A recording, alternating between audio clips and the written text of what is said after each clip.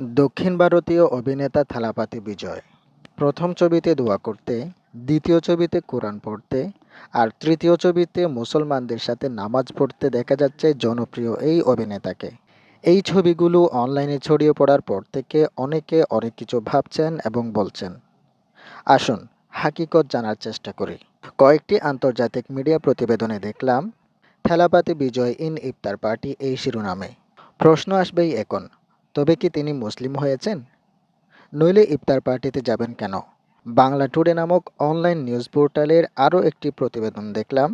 শিরোনামটা ছিল এমন: মুসলিম সম্প্রদায়ের সঙ্গে রমজানে থালাপাতি বিজয়ের ইফতার পার্টি। রাজনীতি নাকি চলচ্চিত্র? এবার আসুন দুটো পয়েন্ট সামনে রেখে মূল পয়েন্টে আগানো যাক। বিজয়ের ফিল্ম দেখেছে এমন লোকেদের দাবি, এই অভিনেতার একাধিক মুভি এমন আছে যেখানে সে মুসলমানদেরকে উগ্রবাদী বা আতঙ্কবাদী হিসেবে উপস্থাপন করেছে। জিহাদকে জঙ্গিবাদ বলে অভিনয়ে কাজ করেছে সে। ধর্মীয় মুসলমানরা জঙ্গি আর পাকিস্তানকে একটি সন্ত্রাসী রাষ্ট্র বলে কটাক্ষও করেছে অনেক মুভিতে।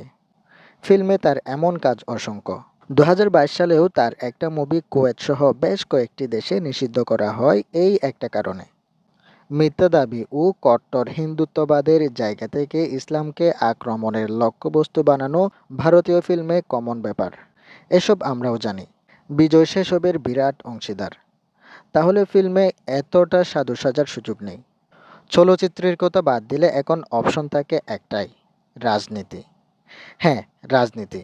গত 7ই মার্চ 2025 সাল চেন্নাইয়ের বুয়াপেট্টা এলাকায় সংক্ষেপে ওয়াইএমসিএ মাঠে এক বিশাল ইফতার পার্টি আয়োজন করেছিলেন সুপারস্টার অভিনেতা ও রাজনীতিবিদ থালাপাতি বিজয়।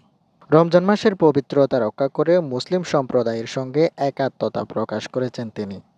এই ইফতার অনুষ্ঠানে প্রায় 3000 মানুষ অংশ নিয়েছেন, যেখানে বিজয় নিজেও রোজা রাখা এবং নামাজ আদায়ের মাধ্যমে ইসলামী রীতি অনুসরণ করেছেন। ভারতীয় একাধিক পত্রিকা এই তথ্যটি নিশ্চিত করেছে। বাংলা টুডের প্রতিবেদন থেকে আসল ঘটনা।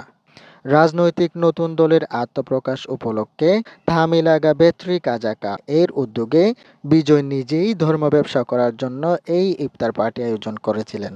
3000 মুসলমান মানুষকে খাওয়ালেন, আগামী নির্বাচনে ভোট নিতে একটু সাধু সাজলেন, এই আর কি। কি নিখুঁতভাবে দোয়া, দুরুদ, নামাজ ও কোরআন পড়ার অভিনয় করল লোকটা, ভাবা যায়?